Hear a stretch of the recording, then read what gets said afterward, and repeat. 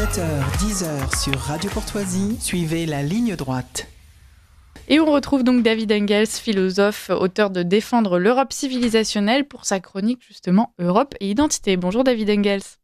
Bonjour, chère Lieselotte, bonjour, chers auditeurs.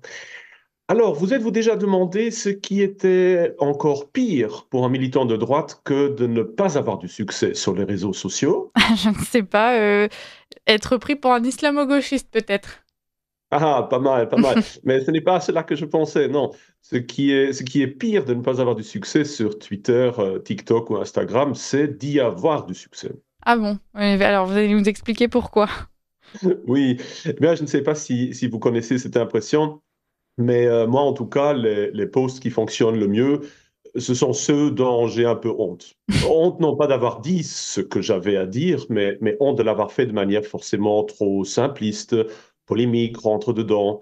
C'est pourquoi je dis que la seule chose pire que de ne pas avoir du succès sur les réseaux, c'est d'en avoir et de contribuer ainsi forcément à une certaine simplification et aussi radicalisation du discours. C'est inévitable, peut-être même nécessaire, mais cela contribue à un fonctionnement social que nous ne pouvons reconnaître que comme malsain. Et en effet, je ne crois pas être le seul à penser ainsi. De nombreux conservateurs et patriotes bien intentionnés se demandent de plus en plus si l'utilisation de Twitter, Instagram ou TikTok, et je laisse de côté ici Facebook qui est mort de toute manière, est vraiment la bonne façon de défendre une civilisation dont le déclin spirituel et probablement aussi culturel coïncide assez bien avec l'ascension de son progrès technologique.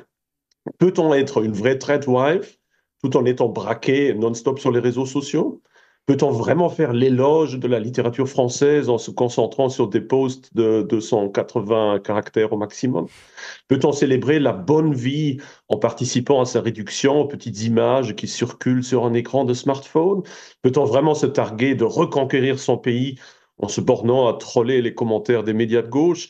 En résumé, n'est-il pas contre-intuitif de faire de la publicité pour la tradition par le biais de médias dont l'impact sur la déconstruction de ce qu'il reste de cette même tradition est évident? Et en effet, vu comme ça, alors est-ce que c'est vraiment contre-intuitif?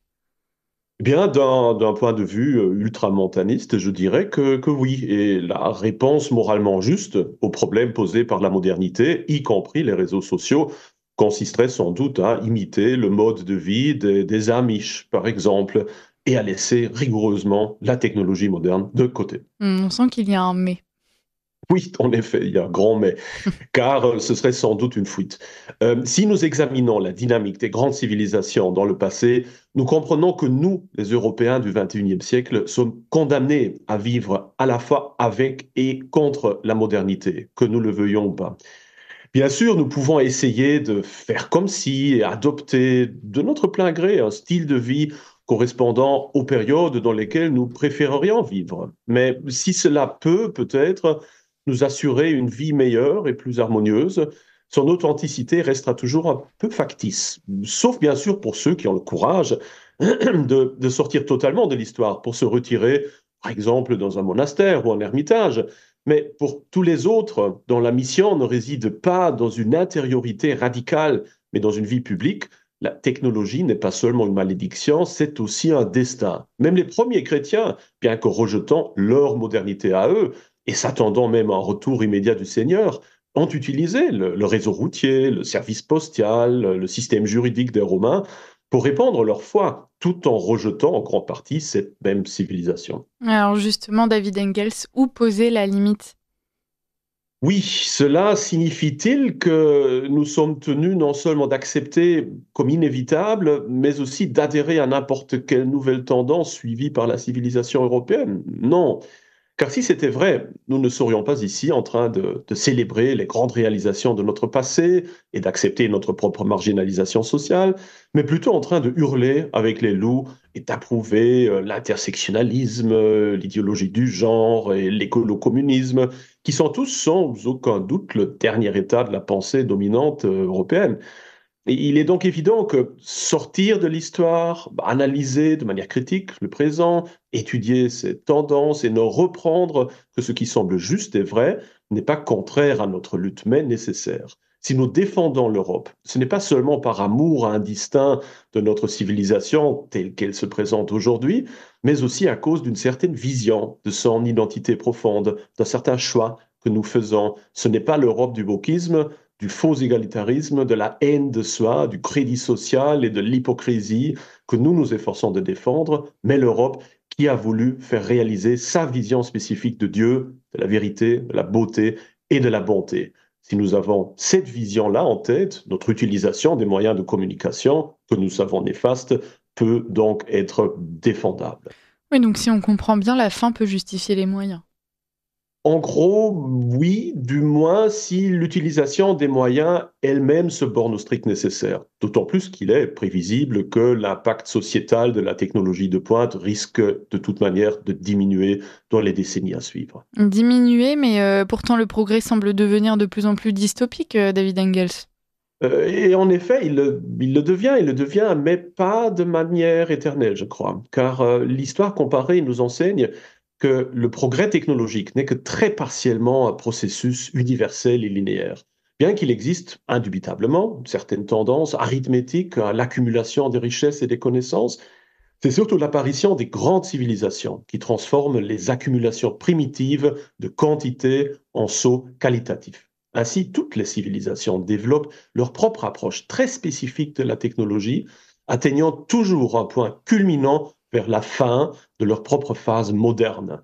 Les royaumes combattants dans la Chine ancienne, l'époque hellénistique du monde gréco-romain, le califat abbasside dans le monde Proche-Orient ou le monde occidental des 19e et 20e siècles, toutes ces périodes modernes sont caractérisées par la dynamique parallèle d'un progrès technologique rapide et remarquable. Mais nous constatons également qu'une fois atteint le stade final de l'état-civilisation, sous Auguste, sous les empereurs Han ou sous les Fatimides, le progrès technologique commence à stagner et à revenir à des formes de plus en plus primitives. Nous serions donc également programmés pour la stagnation, si je comprends bien. C'est exactement ce que nous devons attendre de la technologie moderne au cours du XXIe siècle. Un certain pic, puis une stagnation, et enfin une simplification lente mais inexorable, ce qui signifierait que la plupart de nos préoccupations actuelles concernant les technologies futures n'auront probablement qu'un intérêt théorique. Ainsi, si l'on se retourne vers le passé, le saut technologique qui sépare le début du XIXe siècle du début du XXe siècle est, je crois, beaucoup plus important que celui qui sépare ce dernier de notre présent. En outre, de nombreuses technologies sont déjà en train d'être déconstruites sous nos yeux, en particulier en Europe. Les trains magnétiques, comme le Transrapid, les avions de ligne ultrasonique comme le Concorde, les technologies de transport comme les aéroglisseurs, même les moteurs à combustion et l'énergie nucléaire, toutes ces technologies sont en train d'être abandonnées, ou en tout cas leur utilisation consciemment refusée sous nos yeux. Tandis que les élites poussent massivement des absurdités antiscientifiques telles que les études du genre, l'apocalyptisme climatique ou l'autodéconstruction identitaire postcoloniale. Ce n'est qu'une question de temps, même avant que cette attitude anti-technologique n'atteigne aussi les États-Unis, actuellement dernier bastion du progressisme. Peut-être enverrons-nous encore des hommes sur Mars, mais ce sera probablement la fin de l'aventure spatiale. Peut-être commencerons-nous à relier les hommes et les machines, mais je doute que nous allions plus loin qu'un premier pas, probablement désastreux d'ailleurs. Peut-être l'intelligence artificielle deviendra-t-elle encore plus impressionnante aux yeux du spectateur naïf, mais elle ne pensera jamais vraiment d'elle-même. Car de toute manière, à ce moment-là, le monde occidental sera entièrement consumé par sa guerre, ou en tout cas son désordre civil immanent, et ce qui sortira ne pourra guère aller au-delà de stabiliser, canoniser, rassurer. Alors si l'histoire met un terme à la dystopie technologique, ne serait-ce pas une bonne chose ? Personnellement, j'ai tendance à croire que la technologie est de toute manière assez neutre sur le plan civilisationnel, ce qui surprendra peut-être de prime abord. Mais créativité et stagnation, liberté et autoritarisme, transcendance et matérialisme, tout cela peut se produire aussi bien dans un environnement de l'âge de pierre, comme la civilisation maya, que dans un environnement de haute technologie, comme l'Europe moderne, car tout dépend du moment historique respectif et de la maturité politique et morale des utilisateurs. Aussi, il n'est pas impossible que de petits progrès limités se produisent encore. D'une part, même si aucune technologie fondamentalement nouvelle ne serait découverte, leurs applications peuvent encore être développées, affinées, créant ainsi quelques avancées marginales. D'autre part, les deux principaux domaines d'intérêt d'une civilisation tardive peuvent encore faire l'objet d'une attention accrue, non seulement de la part des élites, mais aussi des masses. Les technologies de surveillance et les paradis artificiels, le bâton et la carotte de chaque empire civilisationnel tardif. Mais ce sera probablement le prix à payer pour un âge augustéen européen de paix sociale et de prospérité économique, et aussi le palliatif pour une population qui cesse de plus en plus d'être résiliente, responsable et combative, et qui ne cherche que ses intérêts matériels immédiats et l'assouvissement de ses ressentiments à court terme. Je reconnais là votre optimisme légendaire, cher David. En tout cas, vous nous avez donné ample matière à rumination, c'est parfait avant le week-end. Et puis, nous ne cacherons pas aux auditeurs qu'en dépit de votre technoscepticisme, il peut bien sûr vous suivre sur Twitter, YouTube ou Instagram. Est-ce que vous voulez rappeler d'ailleurs votre nom sur Twitter, tant qu'on y est, comme ça ils vous trouveront très rapidement et très facilement. Oui, très volontiers. En fait, sur Twitter, c'est David Engels 12. Donc, c'est juste ça.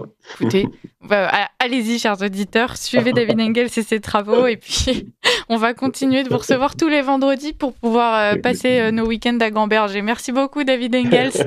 À la semaine prochaine. Au revoir.